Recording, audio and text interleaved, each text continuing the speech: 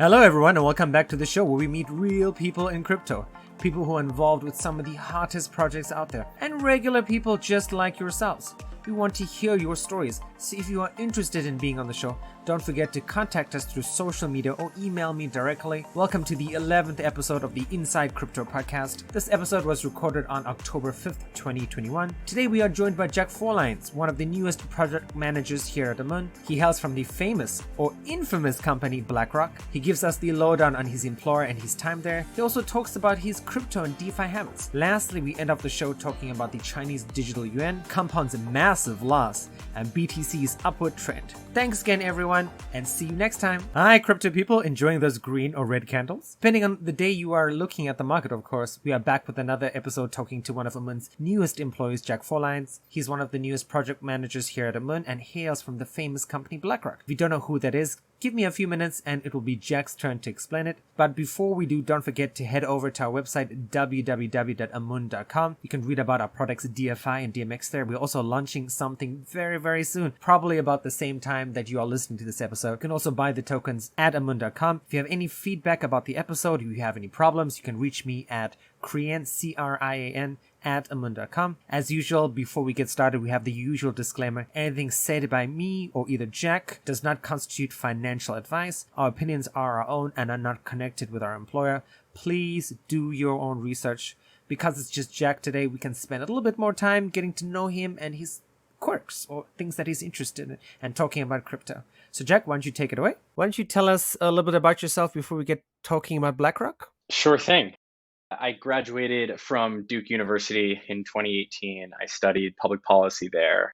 And when I really first fell down the crypto rabbit hole, and then after I graduated, I interned at Blackrock during my junior summer in their tech business called ℚ𝕬𝕳𝕤. And after that, I joined full time. I spent 3 years there working in both a client support role for the ℚ𝕬𝕳𝕤 business as well as a product manager for our API business. And that sort of until the summer of this year, until I started thinking about my next move, and that's how I got to Amun. Very cool. That is, how did you go from public policy to tech stuff? Or was public policy and tech sort of intertwined? That's a great question. I get that a lot, actually. I think it was more so the finance route that I was initially interested in. I took a lot of economics courses at Duke, and a lot of students go into consulting and investment banking, and that's where I thought I wanted to take my career. So I found this sort of niche tech role at Blackrock and figured that I could take it and finagle my way into the finance side or become a portfolio manager or a trader or something. After, a year of doing that at Blackrock, I realized day trading and portfolio construction and those things weren't really that interesting to me. So I found myself more interested in the tech side of the business and working with our databases, writing SQL code, learning command line, and figuring out how our products were built and serviced and ultimately shipped to our clients. And that's where, my path took me into like the API space. It seemed like a little bit of a natural evolution from, my interest. Very cool. When I lived in Massachusetts years ago, I tried to learn programming and I was briefly for like a semester a programming major. How did you pick up programming? Because a lot of people sort of go into it like me and we bounce off. And are you naturally technically inclined? Is it something that a lot of people are afraid of? Should they be afraid of it? Was it easy for you to pick up? I would not describe myself as technically inclined by any means. I do think, there are some aspects of the space that are pretty easy to pick up. Just simple database querying using the SQL language is relatively easy to figure. Python even is not so difficult of a programming language to figure out. The syntax is relatively simple. While I was at Blackrock, luckily they gave me the opportunity to take classes while I was working and build my skills there, which ended up being obviously very important for my work with APIs, obviously just figuring out how to make an API call code. But I definitely would not describe myself as technically inclined by any means. I think these skills are relatively easy to pick up and understand from a high level. And depending on how interested you find yourself in it, you could go down the rabbit hole a little bit. Oh, fantastic. We have a fair number of 20-somethings they listen to this podcast. People are always interested, how do you pick up this stuff? I studied X, but I want to learn programming, so that's really cool. All right, so you've already mentioned the keyword a bunch of times today, Blackrock. Especially out here in Asia where I live, I grew up in South Africa and lived in a bunch of Western countries, so of course I know. But for those people who don't know, do you want to tell us what BlackRock is? Who is BlackRock? Why is it famous besides the sort of ominous sounding name BlackRock? Yeah, definitely. BlackRock is the world's biggest investment manager by assets under management. It basically manages like the whole world's money. And it has a bunch of complementary businesses that help it do that, essentially. So aside from traditional investment firm businesses like equity trading, private equity, real estate investments, they have a massive ETF business called iShares that anybody who has a pension plan or a 401k is probably invested. They also have software business called Aladdin, which is where I worked. And Aladdin sort of an end-to-end investment management platform, a software with tools essentially for portfolio construction, trading, operations, data management, so on and so forth. And they have built like this kind of robust investment ecosystem where they leverage their own technology and tools and their businesses of scale to achieve access to new markets and achieve even greater scale. So it's has become like a gigantic behemoth riding the wave of both the growth of ETF investing and also just personal investment management over the years. In your time at BlackRock, I've got to ask this question. Is some people view BlackRock positively, some people view BlackRock negatively. In your 3 years, how do you feel about them? Did you enjoy your time there? 3 years, maybe you have to have enjoyed your time there, right? No, that's a great question. Actually, one I get quite often. I think BlackRock was a great place to begin my career, and there are really great people doing a lot of really cool things. There are definitely certain aspects of the business that sort of catch a lot of flack. For example, their ownership in a lot of businesses that may be contributing to climate change. That was definitely a big controversial topic while I was there for a long time. And they're definitely taking steps to mitigate exposure to those types of companies. But the fact that they're still remain one of the largest owners of these gigantic coal producing power plants and whatnot, like definitely suggests that the investment headwinds, I guess, aren't really turning away from those types of businesses. For the most part, BlackRock tries hard to do good in the world, but definitely as a lot of big corporations, yeah, I think this sort of, it's not a BlackRock specific problem. It comes with companies that achieve just such gigantic scale and reach and influence that they have their issues for sure. And they have money invested in places that they probably shouldn't be. But if the money's still flowing, they might not necessarily be inclined to look away from that. So it's definitely, it was always a difficult thing for me to sort of juxtapose my personal values and morals versus what I was doing with my career. And I think it definitely had an impact on my decision to ultimately leave. But truth be told, I think the people there are great people. They're trying to do good things for the world. They definitely fall short in a lot of aspects, but I'm looking forward to the next decade or so, seeing them exit a lot of those businesses that have garnered them so much controversy and take the world in a different direction. And you hit the nail right on the head there. You know, when you say it's not just BlackRock, and I don't mean to knock on BlackRock because I've people I know, have their pensions in BlackRock from people I went to college with, and I have a friend who works at some part of BlackRock business. I remember in Georgia, was it Microsoft, Google? They've all done controversial things, or part of controversial things. Tesla for sure. Okay, moving on to the next question. Now we can finally get into some of the stuff James asked me to ask. So I'm just going to go down in order, and we'll see if we have time for other stuff. James's first question was, why is BlackRock successful, in your opinion, of course? I think BlackRock is so successful because it caught on to some massive investment trends really early on. So, for example, in 2006, BlackRock bought pretty much what is its iShares business today from Barclays. And I think at this point in time, I was around 11 or 12 years old. I wasn't really paying attention to the ETF markets at that time. But I think this was somewhat of an interesting business move at the time because ETFs were growing and were definitely becoming a big thing. But people didn't really anticipate them to sort of become the gigantic behemoth of a business that it is today. So it was a really timely, prescient bet by BlackRock to purchase a business like that. And now, obviously, it's gigantic. It's a money printer for BlackRock. They have outsized market share in the ETF business. And I think they've done that in a couple of realms. The business that I worked in, Aladdin, is also a great example of that. At the start of the 21st century, probably obvious that how much technology could impact investing. And so they built a pretty solid investing platform, something to manage portfolio construction and data and compliance and all the things that go into an investment management business. And not only were they using it themselves to differentiate their business, they were selling it to their clients. And now that today is a billion revenue plus annual business for them.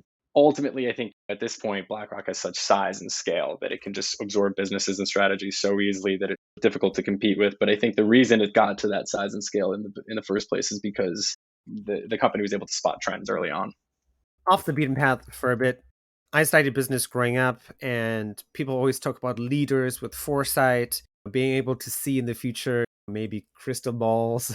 Do you think BlackRock has something like that? So I don't even remember who the current CEO of BlackRock is, but do they have just such great leadership that they're able to foresee these things before other people and then jump into the businesses, like you said, the ETF business very early on and take advantage of this stuff? Yeah, totally. I think BlackRock CEO right now is Larry Fink. He's been the CEO since the beginning, and I think he's definitely a transcendent leader in that regard. You asked before about how do I sort of juxtapose BlackRock's issues with my working there, and I think when I looked around at a lot of the other players in not just the investment management space, but like the banking space and big players in traditional finance that sort of work with BlackRock and Larry Fink, I looked at their leadership structures and it wasn't really that inspiring. But I did find myself constantly on quarterly town hall meetings and or letters to shareholders that Larry Fink would put out. He's always forward looking and thinking about what the next big trend is and trying to shape that investment strategy in a way that would make the world a better place, which I did find, profound and inspiring. Ultimately, again, they fall short, of course. It's a behemoth. They have to please their shareholders to a certain degree. There's all these competing interests battling with each other, but I definitely think Fink and his leadership team that he's built has definitely been one of the more successful leadership teams in the industry. Very good take on that. Moving on to the second question, which is what does a BlackRock of crypto look like? And I saw the question, I didn't understand it yesterday. I'm like, oh, now I understand. So what's your take on that?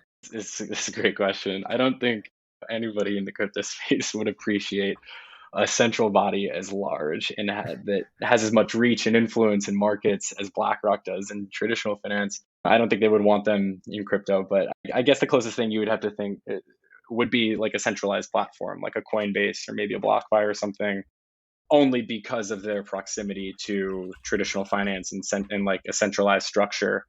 That being said, I do think there are plenty of opportunities to mimic the success BlackRock has had in the traditional markets, in the crypto markets. For example, the ETP products that 21 Shares builds and ships are a great way for the traditional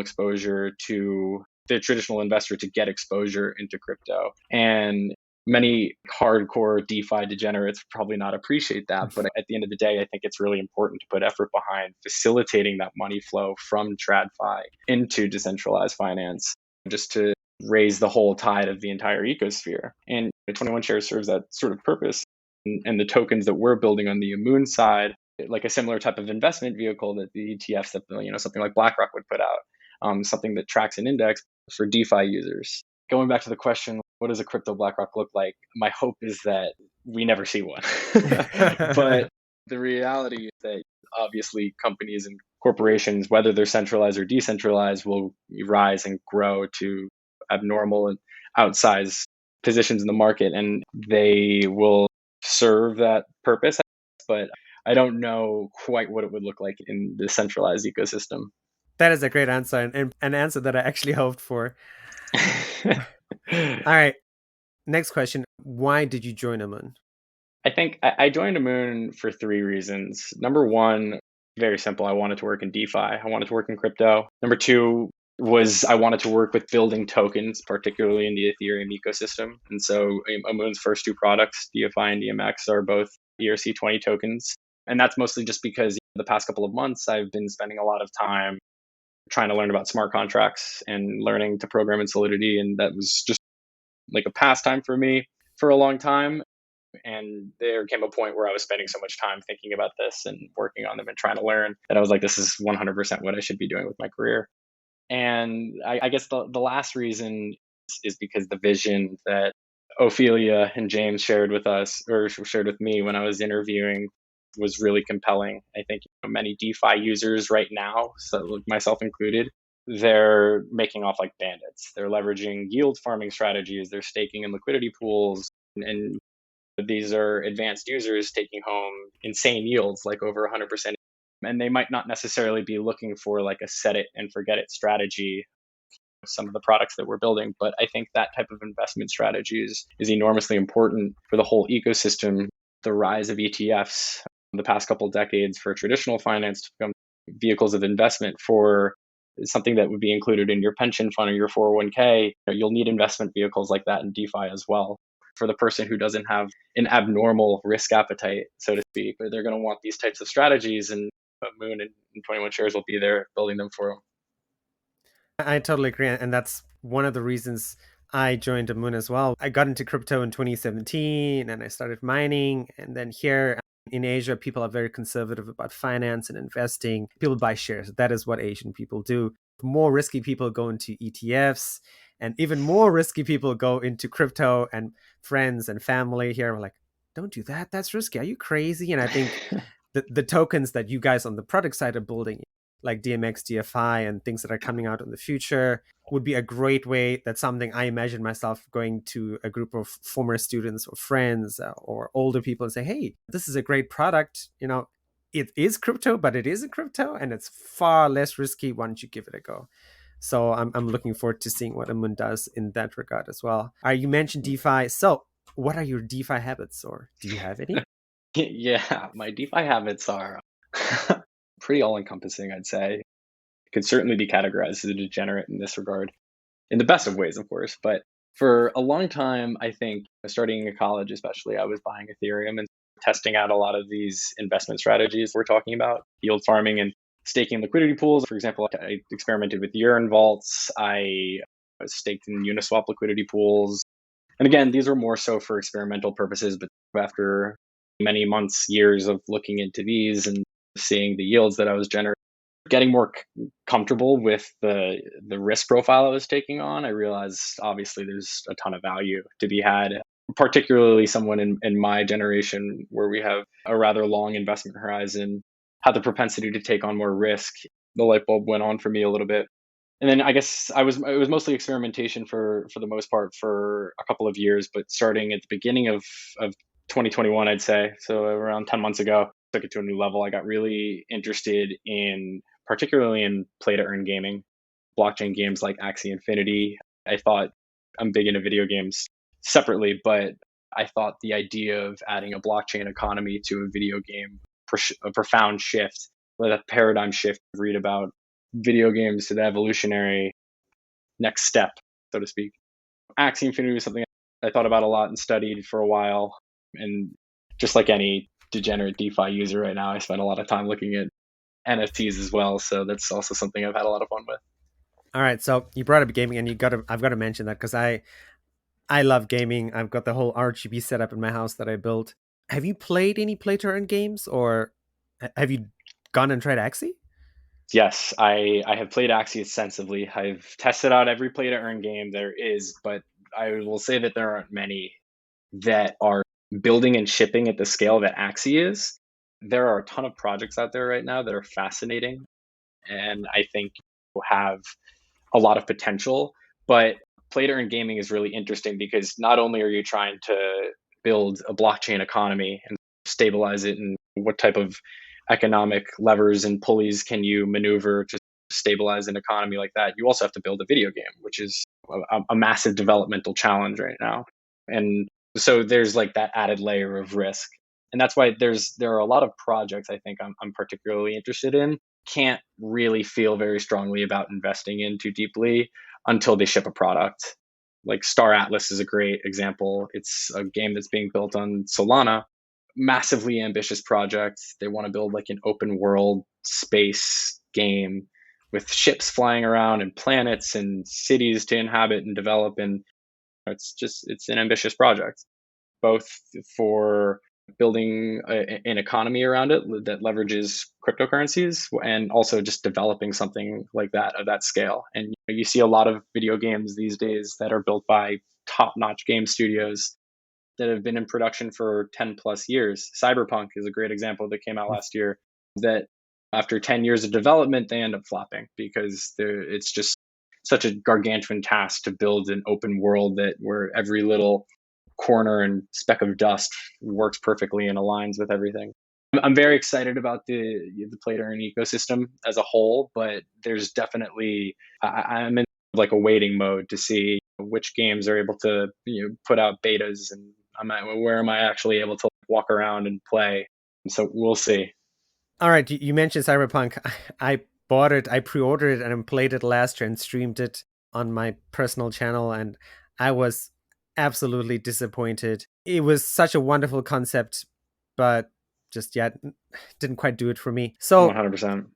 going back to you, so a game that you've played recently, it doesn't have to be a play to earn game, but how do you think gaming or games can leverage blockchain or NFTs or however you want to call it? Or what is a game that you would like to implement blockchain technology and maybe something can play? God, I hate to mention this, Call of Duty or Fortnite or whatever. Yeah, no, absolutely. I think my answer is it's twofold. I think number one is that there are a ton of video game studios right now with old IP that they're just sitting on that they aren't really generating any revenue off of anymore. World of Warcraft's not a great example because obviously people still play it, but that's a great example of a game that has been around for 20 years and has ruined plenty of people's lives because it was so addicting and so much fun to play. I had never actually played it myself. You obviously heard the stories that it was an addicting and fun game. So that's a perfect example of the company behind World of Warcraft. I think it's Activision Blizzard. They could go back, and they could go back and open up the economy of sorts to bring about a whole new aspect to the ecosystem, make an in-game currency that could trade on a decentralized exchange, like the way Axie does with AXS and SLP. And I think that's a really interesting thing to think about. Like there are tons of games in that regard, like RuneScape. We could talk about them all day, but there's tons of different types of games that they could take advantage of in that space. Last question, then let's move on to the news. And this is the question I have really no idea what it means, and you could maybe tell people like me who don't know. What is an Ohmie? I'm not even sure if I'm saying it right. Ohmie, yes, that is correct. This is definitely a question straight from James, but it definitely doesn't come up often, but it's something you might see if you poke around on crypto Twitter or Discord or Reddit.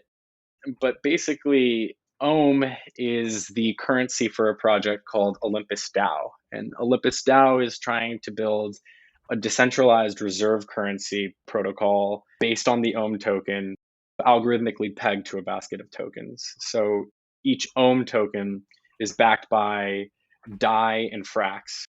And a lot of people have heard about this particular protocol because they think it's a gigantic Ponzi scheme. If you've seen anything around it, you'll see things like boasting 10,000% APY, which for most people, even like hardcore DeFi users, those are unheard of numbers. Like the best yields you can get in DeFi right now are like somewhere from 60 to 150%. So like anything over 1,000, that's outrageous. And right now, I think ℚ𝕦𝕤 is advertising like 7,200% APY. So it has its detractors because of those type of numbers, obviously. It's definitely a fascinating protocol from an economics perspective. I won't pretend like I'm a master on the topic by any means, but their formula for creating this idea of an algorithmic stablecoin is pretty compelling.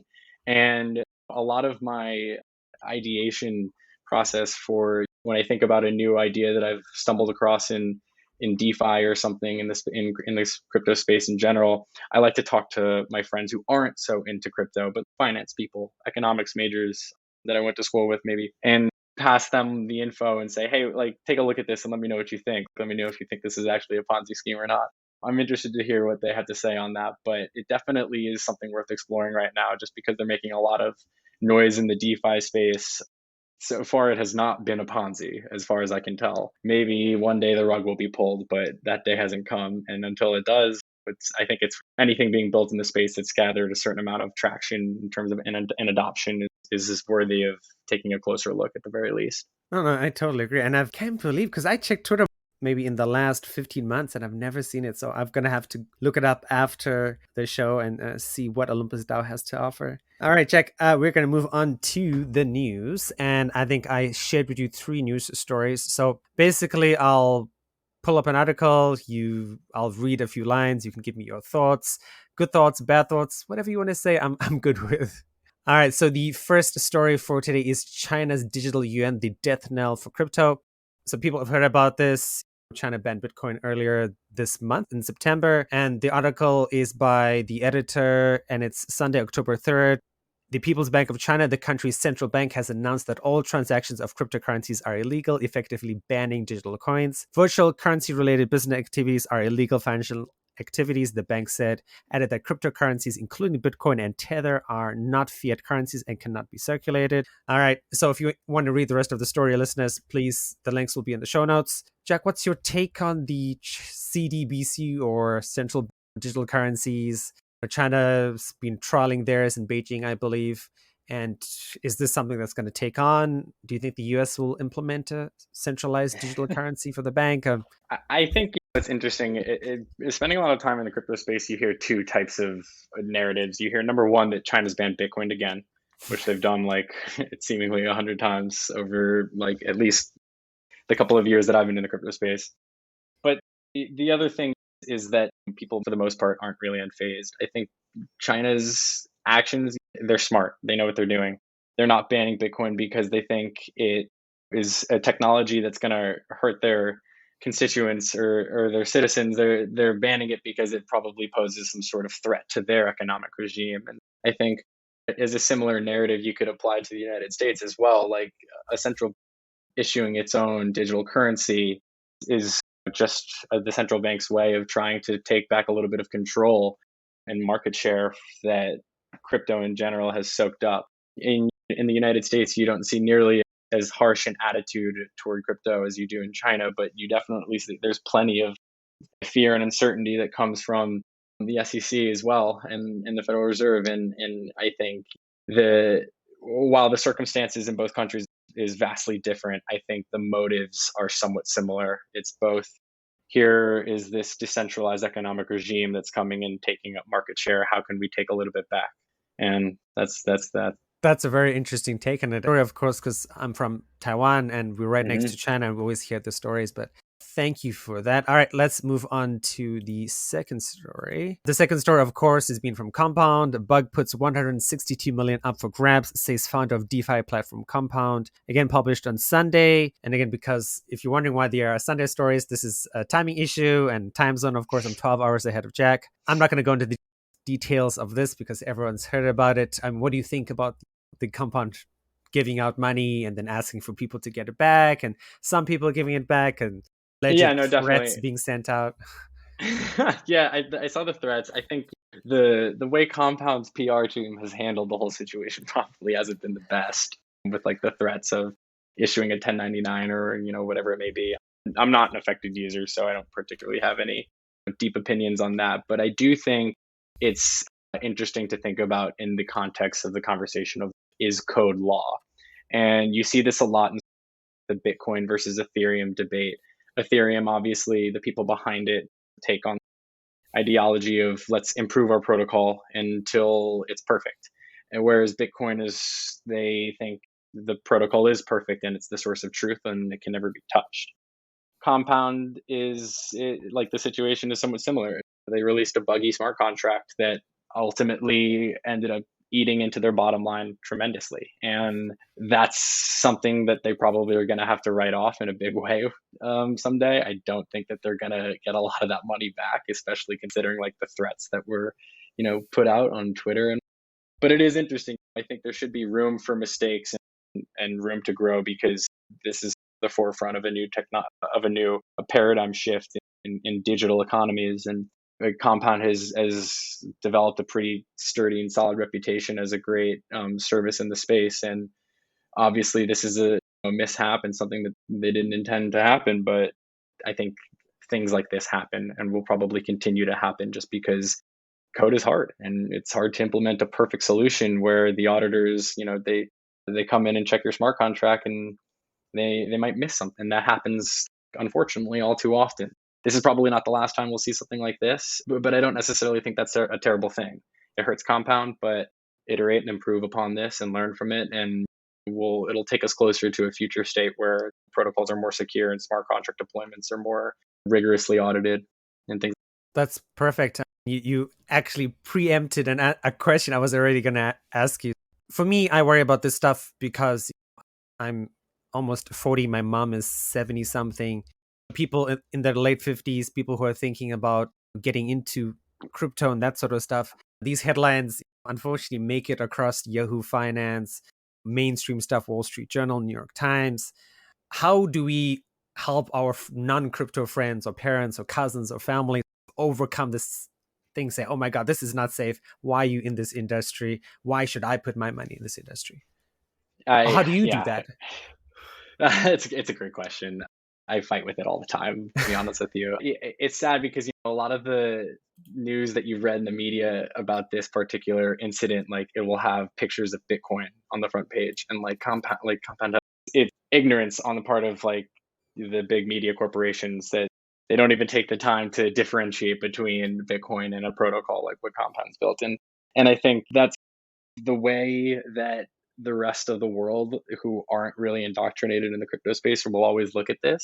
All of it points back to Bitcoin, and all of it is just a cryptocurrency like idea. And if one breaks, it's all broken. How do I combat that? I just try to preach the gospel and tell people that explain what actually happened and why this might not be as have as big of an impact on the ecosystem as you might think, and ultimately just trying to assuage fears and uncertainty and explain that we're at the forefront of a paradigm shift in technology. There's going to be tons of mistakes. Web 2 companies in the early 90s and 2000s made tons of gigantic mistakes. They still make gigantic mistakes. Like Facebook was down like for 9 hours today or something absurd. Like these things still happen, and the world keeps moving on, and people learn the lessons and they build, and ultimately I think technology is taking us to a better place. So we'll get there eventually. There are going to be some hitches in the road for sure.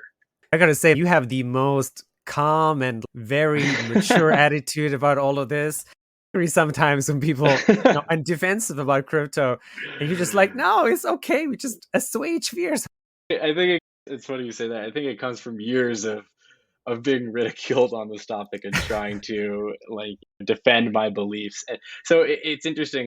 I got really interested and personally invested in crypto at the height of 2017, early 2018. It is right at the peak. And obviously a lot of the ecosystem crashed for several years, and that was difficult for me. I had a thesis that I was very open and public about and talking to people with, and I gave presentations in school about Bitcoin and Ripple and things. And when the ecosystem crashed, I got a lot of ridicule for that, and I had to double back and think, where did I go wrong in my thinking and my investment thesis and so on and so forth. And it solidified a lot of my beliefs in these technologies. And like obviously there are weird market dynamics and trends that can never be foreseen, but ultimately this is a pretty revolutionary technology that we're dealing with that has the ability to change financial services in myriad ways. And regardless of whether or not people believe in it or believe in the value behind a Bitcoin or something like that, is become